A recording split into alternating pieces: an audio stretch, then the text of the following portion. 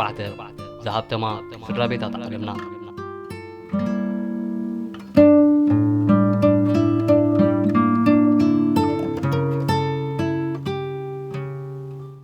زبزح ويدما دارغا كله هابت عالمنا ابيدو سنات حيالا سدرا بيتات كم زلو زغلصو استفالاليو تنتانتات አለው እዚ ኣብ መንጎዘን ኩለን ስድራ ቤታት ዘሎ ናይ ሓባር ረቑሓ ድማ ብዛዕባ ሃብተንን ማሕበራዊ ንጥፈታተንን ዝፍለጥ ብዙሕ ነገር ዘይምህላው እዩ እዘን ኣብ ልዕሊ መራሕቲ ኣገደስቲ ሃገራት ዓለምናን ማሕበራትን ዓብ ጽልዋ ከም ዘለወን ዝግለጻ ስድራ ቤታት ጠንቅቶም ሎም ዝካየዱ ውግኣትን ንዓለምና ሓሚሱ ዘሎ ናዕብን ምዃኖም ይእመን ንሕጂ እምበኣር ካብተን ኣብ ዓለምና ዘለዋ ኣዝየን ሃብታማ ስድራ ቤታት ከነቕርበልኩም Sonadede salame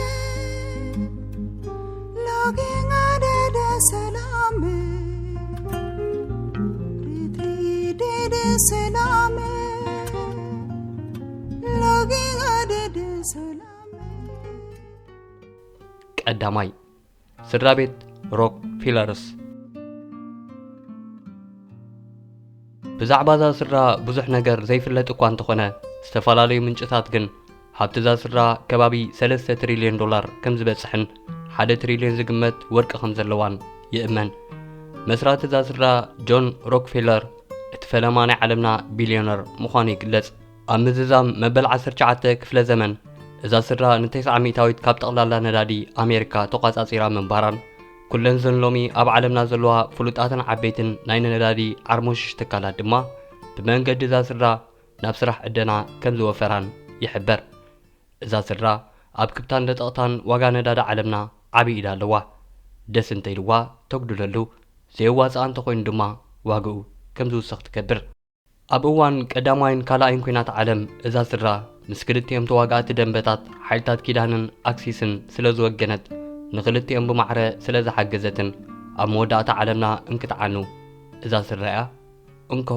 መኽሰብ ገፊጣ ዝወፀት ሎሚ ዝበዝሐ ዓቐንቲ ናይ መጻኢ ባጤራ ዓለምና ከም ዝኸውን ዝግመት ቢትኮይን ኣብ ኢዛ ስድራ ምህላዊ ይእመን ዋላ እኳ ጭቡጥ መርትዖ እንተዘይሃለወ ስድራ ሮክፌለርስ ንግብረ ሽበራውያን ዓለምና ከም እትምውል ይግለጽ እዩ ብዘይካዚ እዛ ስድራ ኣብ ዝደለየቶ እዋን ኣብ ዝደለየታ ሃገር ኩናት ከተመሓድር ከም እትኽእል ብሰፊሑ ይግለጽ እዩ ካልኣይ ስድራ ቤት ሞርጋን ዳርጋ ኩሎም ተንተንታ ዓለምና ስድራ ቤት ሞርጋን ኣብ ልዕሊተን ኣብ መላእ ዓለም ዝርከባ ባንክታት ሓያል ጽልዋን ምቁጻርን ከም ዘለዋን መዓልታዊ መጠነ ሸርፊ ዶላር ብናታ ትእዛዝ ከም ዝውሰንን ይኣምኑ ስድራ ሞርጋን ብዘይካዚ ኣብ ምንጻር ኣንፈት ፖሊሲ ኣሜሪካን ምምራጽ ዝስዕብ ፕሬዚደንትን ወሳኒ ተራ ከም ዘደዋውን ይግለጽ እዩ ዋላ እኳ ኣሜሪካውያን ኣድመፅቲ ካብ ክልቲኦም ዓበይቲ ሰልፍታት ኣሜሪካ ንዝውክሎም መራሒ ክመርጹ ኣብ ሰናዱቕ ምርጫ የድምፁ እንተኾኑ ዝኾነ ምስ ረባሕታት ዛ ስድራ ዘይሰማዕ ፖለቲከኛ ናብ ስልጣን ክመጽእ ኣይክእልን እዩ ዝበሃል መስራቲ ዛ ስድራ ጆን ፔርፖ ሞርጋን ኣብ ኣሜሪካ ንፈለማ እዋን ኣብ ግዜ ኩናት ሓድሕድ ኣሜሪካ ንክልቲኦም ወገናት ብረት ብምሻጥ ዘይተኣደነ ገንዘብ ኣኪቡ ዝሃብተመ ሰብ ክኸውን ዝበቕዐ እዩ ኣብ 1907 ብዘጋጠመ ምንቁልቋል መጠነ ባጤራ ዶላር ባንክታት ኣሜሪካ ኣብ ከቢድ ነውፂ ምስ ኣተዋ ሞርጋን በቲ ዘለዎ ሃብቲ ንኣሜሪካ ከም ዘድሓነ ይግለጽ ሎሚ ድማ እዛ ስድራ ካብ ኣሜሪካ ወጻኢ ኣብ መላእ ሃገራት ዓለምና ጸለውቲ ባንክታት ኣለዋ እዚ ብዘይካተን ማልያ ዘይብለን ዓበይቲ ትካላት ማካይንን ኣጽዋርን እዩ ንፈለማ እዋን ኣብ ወራር ዒራቅ ስሙ ዝገነነ ብላክዎተር ዝጽዋዕ ውልቃዊ ናይ ጸጥታ ትካል ምስ ሰራዊቱን ዘመናዊ ጽዋሩን ዋንነት ናይዛ ስድራ እዩ ፕሬዚደንት ኣሜሪካ ነበር ጆርጅ ቡሽ ንእሽተይ ብመሰረት ጠለብዛ ስድራ ንዒራቅ ከም ዝወረረን እዛ ስድራ ድማ ካብ መሸጣ ኣጽዋር ቢልዮናት ዶላራት ከም ዝሓፈሰትን ምንጭታት ይገልጹ ሳልሳይ ስድራ ቤት ሮትሻይልድስ ኣብ መበል 18 ክፍለ ዘመን እዛ ስድራ ናይ ዓለምና ዝሃብተመት እያ ነይራ መስራት እዛ ስድራ ከንቲባ ፓሪስ ዝነበረ ኣምቺል ሮትሻይልድስ እዩ መሰረት ሃብቲ እዛ ስድራ ድማ ኣብ ገንዘባዊ ሓዋላን ንግድን እዩ ኣምቺል ቅድሚ 200 ዓመታት ክመውት እንከሎ ደቁን ኣኪቡ ነቲ ዝመስረቶ ዘይተኣደነ ንግድን ሃብትን ብኸመይ ከም ዘመሓድሩ ዝገልጽ መምርሒታት ገዲፊኡ ካብዛ ዓለም ተፈልዩ ክሳብ ሕጂ ድማ ደቁን ካብዞም መምርሒታት ፈልከት ከይበሉ ሃብቲ ኣብ ልዕሊ ሃብቲ ኣብ ምውሳኽ ይርከቡ። ብዘይካቲ ዘይንቀሳቐስ ንብረት ልዕሊ 2 ትሪልዮን ዶላር እትውንን ስድራ ሮትሻይልድስ ኣብ ዓለምና ብፍላይ ድማ ኣብ ኣፍሪቃ ኣብ ዝካየዱ ውግኣት ኢድ ከም ዘለዋን ብትእዛዛት ምምራሕ ዝኣበየ መራሕቲ ሃገራት ዝቕንጽሉ ፍሉያት ኣኻሉታት ከም ዘለዋን ብሰፊሕ ይእመን። ስድራ ሮትሻይልድስ ብርክት ዝበሉ ዓበይቲ ናይ ነዳድን ጋዝን ዒላታትን ትካላትን ኣለዋ። ራብዓይ ስድራ ባሩክስ እዛ ስድራ ዳርጋ 2 ትሪልዮን ዶላር ከም እትውንን ይእመን።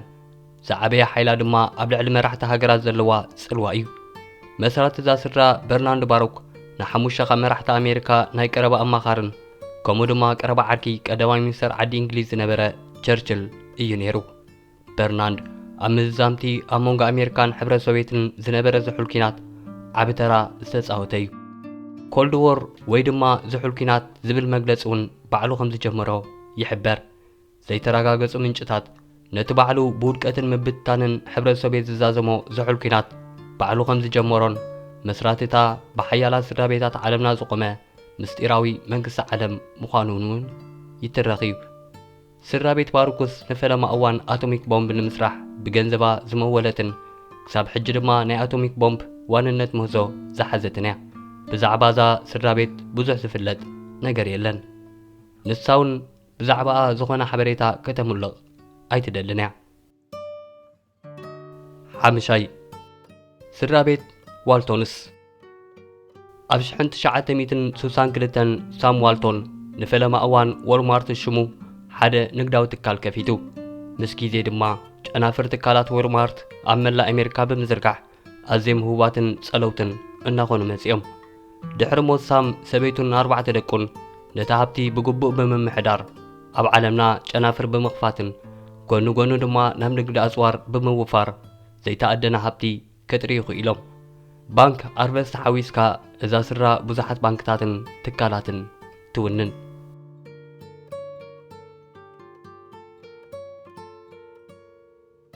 ሻድሻይ እንዳ ዊንድሶር እንዳ ዊንድሶር ንዓባይ ብሪጣንያ ዝመርሑ ዘለዉ ስድራ እዮም። መራሒ እዛ ስድራ ንግስቲ ዳግማዊት ኤልሳቤጥ ነይራ።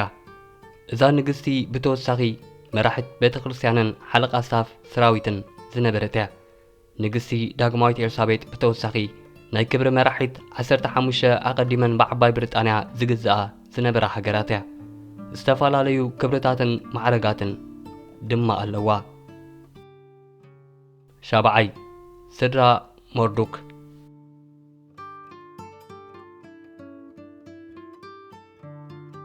መሰረት ሃብቲ እዛ ስድራ ኣብ ኣውስትራልያ እዩ።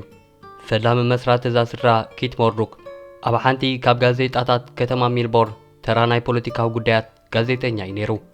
ናብ ደረጃ ምክትል ኣሰናዳኢ ብዝበጽሐ ድማ ሳላ ጻዕሩን ዘመንጭዎም ዝነበረ ሓደስቲ ሓሳባትን ቁጥሪ መሸጣ እዛ ጋዜጣ ክንህርን ተጠላብነታ ክዓብን ጀሚሩ። ኪት ድማ ዋና ኣሰናዳኢ ክኸውን በቂዑ። ኪት ምስቲ ከምኡ ጋዜጠኛ ዝኾነ ወዱ ሮበርት ብምዃን ዝጀመርዎ ሞያ ሕትመት እናስፋሑ ብምኻድ ሎሚ እዛ ስድራ ከም ፎክስ ኒውስ፣ ዘ ሴንቸር ፎክስ 20፣ ማይስፔስ፣ ዳው ጆንስ ዝርከበን ካልኦት ዓበይቲ ሜዳታት ኣውስትራልያን ዓለምናን ትውነን። እዛ ስድራ ኣብ ልዕሊ ንጉሳዊ ስድራ ቤት ዓባይ ብሪጣንያን ካልኦት ህቡባት ሰባትን ብዘካየደቶ ናይ ምጽንጻን ተግባራትን ንኣባላት ፖሊስን ፍሉያት ሓይልታትን ጉቦ ናይ ምሃብ ተግባራትን ተኸሲሳ ነይራ እያ። ንብርክት ዝበሉ ትካላት ሜድያ ዓለምና ብምቁፅጻራን ዘይተኣደነ ሃብቲ ብምውናንን ስድራ ሞርዶክ ሓንቲ ካብ ዝሓየላ ስድራ ቤታት ዓለምና ክትከውን በቂዓ ኣላ። ሻምናይ ስድራ ኦፐንሃይመርስ እዛ ስድራ ዝበዝሐ መጠን ዕቑሪ ሃብቲ ወርቅን ሉልን ትውንን። መስራት እዛ ስድራ ከንቲባ ደቡብ ኣፍሪቃዊት ከተማ ኬምበርለይ ዝነበረ ኤርነስት ኦፐንሃይመር እዩ። ኤርነስት ኣብ 1917 ኣንጉሎ ኣሜሪካን ዝበሃል ትካል ዕደና ዘመስረተ ኮይኑ ኣብታ ዘመሓድራ ዝነበረ ከተማ ዘሎ ዕቑሪ ሃብቲ ወርቅን ሉልን ብምምዝማዝ ናይ ውልቁ ትካል ዕደና መስሪቱ። ጸኒሑ ድማ ነቲ ኣብ ዓለምና ዘሎ ዕዳጋታት ወርቅን ሉልን ክብሕቶ ኽኢሉ። ንመብዛሕትኡ መበል 20 ክፍለ ዘመን ብመንገዲ ትካሎም ደቢርስ ስድራ ቤት ኦፐንሃይመርስ ንዓለም ለኻዊ ንግዲ ኣልማዝ ይቆጻጸርዎ ነበሩ። ሓይሎም ዘይተኣደነ ግን ከኣባ ዓቢኡ ሕቡእ እዩ ነይሩ ዘይከም ናይ ነዳዲ ወይ ናይ ቴክኖሎጂ ቢልዮነራት ስድራ ቤት ኦፐንሃይመርስ ሳሕቲኦም ዝና ዝደልዩ ነይሮም ንቁጠባ ኣፍሪካ ጥራይ ዘይኮነስ ንዓለም ለኻዊ ንግዲ ስልማት ዝጸልው ውዕላት ይገብሩ ነበሩ ኣብ ፖለቲካ ደቡብ ኣፍሪካ ብዕምቀት ተሸኺሎም ንረብሓታት ንግዲ ምስ ዝቕየር ዝነበረ ውሕጅ ኣፓርታይዝድን ብድሕሪ ዝመጽእ ሳዕቤናትን ሚዛን ሂቦም ሎሚ እዛ ስድራ ብወዲ ወዱ ንኤርኔስት ዝኾነ ኒኪ ኦፐንሃይመር እያ ትምራሕ ዘላ ኣብ ምዕዳንን ምድላውን ሉል ወርቂ ሓጺን ፕላቲኒየም ካልኦት ንጥረ ነገራት ኢንዳስትሪን ብምንጣፍ ድማ ንዕዳጋታት ዓለምና ብሒታ ትርከብ መጠን ብዝሒ ሃብቲ እዛ ስድራ ብንጹር እኳ እንተዘይተገልጸ ንዝበዝሕ መጠን ዕቑር ማዕድናት ወርቅን ሉልን ትውንን ብምዃና ግን ክንደይ ዝኣክል ሃብቲ ከም ዘለዋ ንምግማት ቀሊል ይብሉ ኣብ ልዕሊ እታ ስድራ መጽናዕቲ ዘካየዱ ኽኢላታት ታሽዓይ ስድራ ቤት ፕሪት ዝከርስ እዛ ኣይሁዳዊ ስድራ ኣብ 1881 እያ ካብ ዩክሬን ናብ ቺካጎ ኣሜሪካ ብምምራሕ ኣብ መዳይ ንግዲ ቱሪዝምን ሆቴላትን ክትነጥፍ ጀሚራ ልዕሊ $1 ትሪልዮን ሃብቲ ከም ዘለዋ ትግለጽ ስድራ ቤት ፕሪት ዝከርስ ሎሚ ኣብ መላእ ዓለምና 777 ሆቴላት ጌስት ሃውስን መዘናግዒ ትካላትን ከም እትውንን ይግለጽ ከም ተወሳኺ ድማ ኣብ ቺካጎ ብስሞም ሓደ ናይ ስነ ህንፃ ዩኒቨርሲቲን ኣርሙሽሽ ትካል ሃያትን ናቶም ምኻሉ ይግለጽ 10 ስድራ ቤት ዱ ፖንት ጉዕዞ እዛ ስድራ ቤት ኣብ መሬት ኣሜሪካ ዘይኮነስ ኣብ ሰውራዊት ፈረንሳይ ዝጅምር ፒየር ሳሙኤል ዱፖንት ዝተባህለ ክኢላ ስነ ቁጠባን ፖለቲካዊ ሓሳብን ኣብ ሓደ እዋን ምስ ቤተ መንግስቲ ሉዊስ መበል 16 ቀረባ እዩ ነይሩ هو ሰውራ ፈረንሳ ግን ንስድርኡ ናብ ስደት ኣገዲድዎም ብ1800 ወዱ ኤለውተር ኢረነ ዱፖንት ፍልጠት ኬሚስትርን ሓድሽ ህይወት ናይ ምህናጽ ድሌትን ሒዙ ናብ ኣሜሪካ በጽሐ ኣብ 1802 ዱፖንት ኣብ ደላዌር ኣብ ዝርከብ ሩባ ብራንዲዋይን መፍረ ባሩድ መስረተ ንመብዛሕትኡ መበል 19 ክፍለ ዘመን ኩባንያ ዱፖንት ንኣሜሪካ ዝበዝሕ ባሩድን ነታጉን የቕርብ ነይሩ ውግኣት ንኣሕዛብ ትራጀዲ እኳ እንተኾነ ንዕድል ዱፖንት ግን ንፋስ ዝኾነሉ ዕድል ኮነ ካብ ኩናት ሓድሕድ ክሳብ ቀዳማይ ኩናት ዓለም ሃብትን ጽልዋን ናይዛ ስድራ ቤት እናዓበየ ብምኻዱ ሓደ ካብቶም ሓያላት ኢንዱስትራዊ ስርወ መንግስቲ ኣሜሪካ ገይርዎም ኣብ መበል 20 ክፍለ ዘመን እዛ ስድራ ቤት ንንግዲ ባሩድ ናብ ኬሚካል ኢምፓየር ቀይራቶ ኣብ መፋረቕ ናይቲ ክፍለ ዘመን ኣብ ፖለቲካ ኣሜሪካውን ሱር ሰዲዶም ነበሩ ኣባላት ስድራ ቤት ኣብ ኮንግረስ ኣገልጊሎም ንፕሬዝደንትታት ይመኽሩን ንወፍርታት ይምውሉን ነይሮም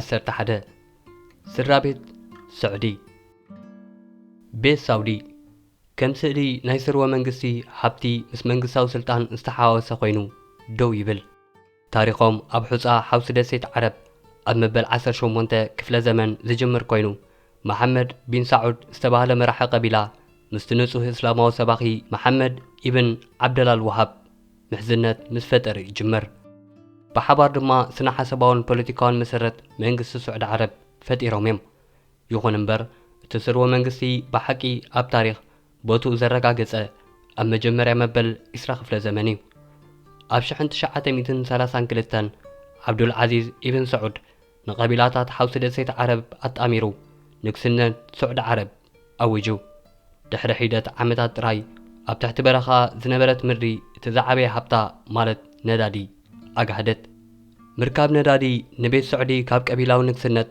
ናብ ሓንቲ ካብተን ኣብ ዓለምና ዝሓየለ ስድራ ቤታት ቀይርዋ ብመንገዲ ስዑዳ ኣራምኮ እታ ስድራ ቤት ኣብዛ ፕላኔት ዝዓበየ ዝተረጋገጸ ዕቑር ነዳዲ ክትቋጻጸር መጽያ ሃብቲ ነዳዲ ናብታ መንግስቲ ወሓዘ ካብ ሑፃ ከተማታት በረኻ ዝሰግር ጽርግያታትን ክትሓስቦ ዘይትኽእል ስፍሓት ዘለዎም ቤተ መንግስታትን ሃኒጻ ምዝ ኩሉ ግን ሓቀኛ ስፍሓት ሃብቲ ናይታ ስድራ ቤት ብሕቡእ ተሸፊኑ ይቕጽል ልዕሊ 15,000 መሳፍንቲ ዘለዎ ቤት ስዑዲ ልዕሊ 1.4 ትሪልዮን ዝበጽሕ ሃብቲ ከም ዘለዎ ይሕበር ሃብቲ ስድራ ቤት ስዑዲ ብቐጥታ ምስ ፖለቲካዊ ስልጣን ዝተኣሳሰር እዩ ነቲ ዕደና ነዳዲ ምቁጽጻር ማለት ህርምት ልቢ ዓለማዊ ኢንዳስትሪ ምቁጽጻር ማለት እዩ ንዓሰርተታት ዓመታት سعود عرب ኣብ ጉዳይ ነዳዲ ዓለም ወሳኒ ተዋሳኢት ኮይና ጸኒሓ እያ። ሃብትታ ስድራቤት ምስ ምዕራባውያን ሓይልታት ብምሕዝነት ንምርጋጽ ኣብ መላእ ምስልምና ዓለም ጽልዋ ንምህናጽን ኣብ ውሽጢ ሃገር ዘለዋ ጭቋን ምሕደራ ንምሕላውን ተጠቂሞም እዮም። ነቐፍቲ እታ ስድራቤት ንዕድላ ብመጋረጃ ሃይማኖታዊ ስልጣንን መንግስታዊ ማሽነሪታትን ትሽፍኖ ይብሉ። ውልቃዊ ንብረት ንግስነት ምስ ሃገራዊ ኣታዊታት ነዳዲ ገንዘብ ልዕላዊ ሃብትን ኣብ መላእ ዓለም ከም ውልቃዊ ወፍሪ ብዘይገለ ጸገም ይውሕዝ። 12 ስድራቤታት ኣልናህያንን ኣልማክቱምን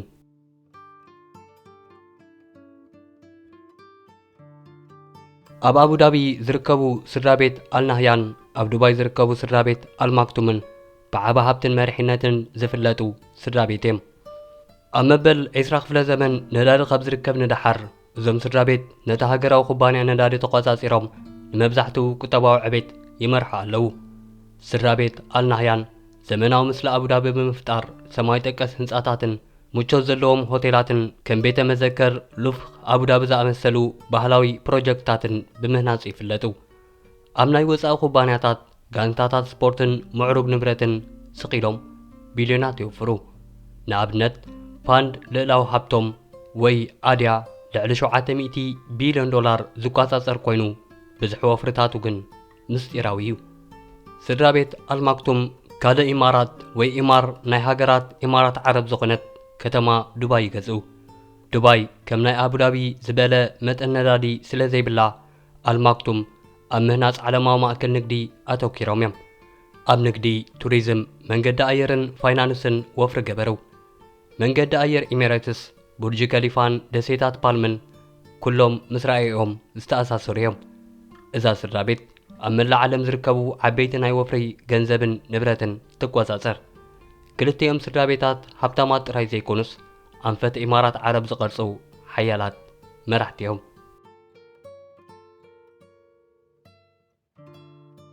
13 ስድራቤት ኮች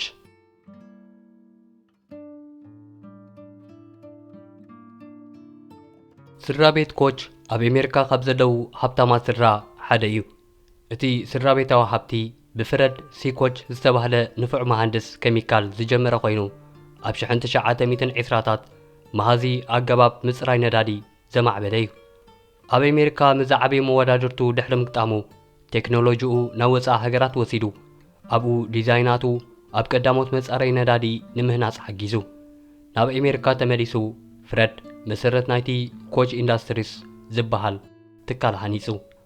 እቶም ሓቀኛታት ሃንደስቲ ዘመናዊ ሓይል ናይቲ ስርወ መንግስቲ ግን ደቁ ቻርለስን ዴቪድን ኮች እዮም ነይሮም። ቻርለስ ኣብ 1960ታት ንኮች ኢንዳስትሪስ ተቋጻጺሩ ናብ ሸምብቆ ነዳዲ፣ ፍርያት ወረቐት፣ ጆርጂያ ፓሲፊክ፣ ጸዓት፣ ንግዲ፣ ኣቑሑትን ዝሽፍን ሰፊሕ ግዝኣት ቀይሮ። ኮች ኢንዳስትሪ ናይ ብሕቲ ስለ ዝኾነ ከም መንግስታዊ ኩባንያታት ዝገብርኦ ሙሉእ ዝርዝር ገንዘቦም ከካፍሉ ስለ ዘይብሎም ሃብቶም ዝያዳ ከም ዝሕባእ ይገብሮ። እዚ ምስጢር እዚ ንመቕጻዕቲ ብከላ ነኾላት ግብርን ኣካታዕ ንግዳዊ ኣሰራርሓታትን ክሓብኡ ይኽእሎም። ብድሕሪ መጋረጃ ኮይኖም ንፖለቲካዊ ጉጅለታት ትካላት ምሕሳብን ንምዋልን ንመንግስታዊ ስርዓታት ንምንካይን ንምጉስጓስን ቢልዮናት ገንዘባት ኣውፅኦም እዮም። እቲ ሕቡእ ኣጀንዳኦም ንኣሜሪካ ናብ ዝያዳ ነፃ ዕዳጋ ዘለዎ ንንግዳዊ ረብሓታቶም ዝሕሉ ሕብረተሰብ ምቕራጽ ነይሩ። ሃብቶም ልዕሊ 100 ቢልዮን ዶላር ዝግመት ኮይኑ ኣብ መንጎ ኣባላት ስድራ ቤቶም ዝካፈል እዩ። ኮች ኢንዳስትሪስ ከም በዓል ኣፕል ወይ ኣማዞን ዝኣመሰላ ኩባንያታት ፍሉጥ እኳ እንተዘይኮነ ካብቲ ሰባት ዝጥቀመሉ በንዚን ክሳብ ኣብ ድኳናት ዝርከብ ፍርያት ገዛ ኣብ ኩሉ ቦታታት እዩ ፍርያቶም ዘሎ። እዚ ህዱእ ግን ከዓ ሰፊሕ ህላወ ንስድራ ቤት ኮች ብድሕሪ መጋረጃ ኣዝዮም ሓያላት ይገብሮም። 14 ስድራ ቤት ኣግነሊ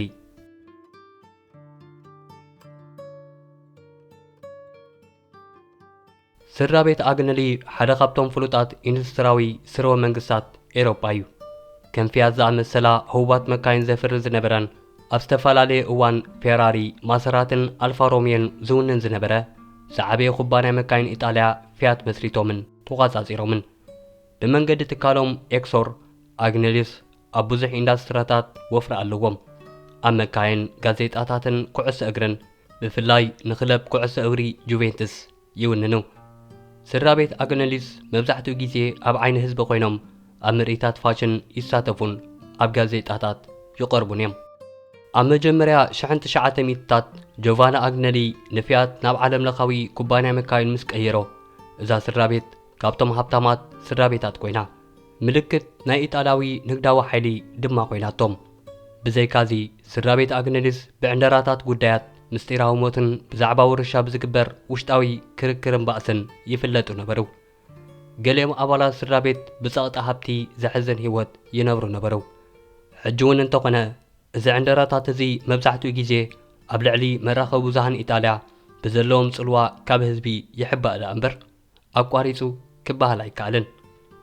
ስድራ ቤት ኣግነሊ ሎሚ ዘለዎም መጠን ሃብቲ ኣብ ውሽጢ ናይ ኢንቨስትመንት ኩባንያታትን ስድራ ቤታዊ ንብረት ሕድርን ተሓቢዩ ኣሎ። ከም ናይ ቴክኖሎጂ ቢልዮነራት ዝረኣዩ ይኮኑን። ኣብ ኤሮጳ ዘለዎም ጽልዋ ግን ኣዝዩ ሓያል እዩ። ስድራ ቤት ኣግነሊ ኣብ ዘመናዊ ግዜ ክሳብ ሕጂ ንጡፍ ዝኾነ ኣረጊት ሃብቲ ኤሮጳውያን ይውክሉ። ሎሚ ጆን ኤልካን ወዲ ጂያኒ ብኤክሶር ኣቢሉ ንሃፀይነት እቲ ስድራ ቤት ይመርሖ ኣሎ። ክቡራት ተኸታተልትና ንሎሚ ቀሪቡ ዝነበረ ን14 ሕቡኣት ሃብታማት ስድራ ቤታት ዓለምና ዝገልጽ መደብ እዚ ተኸታተልኩሞ እዩ ነይሩ። መደባትና ፈቲኹሞ ክትኮኑ ተስፋ እናግበርና ናብ ካልኦት ክበጽሕ ሼር ብምግባር ምስታፍኩም ንምግላጽ ላይክ ብምግባር ኣባላትና ክትኮኑ ናይ ወትሮ ዕድሜናይ ኣብ ዝቐጽል መደብ ብኻልእ ክሳብ ንራኸብ ሰሰናዩ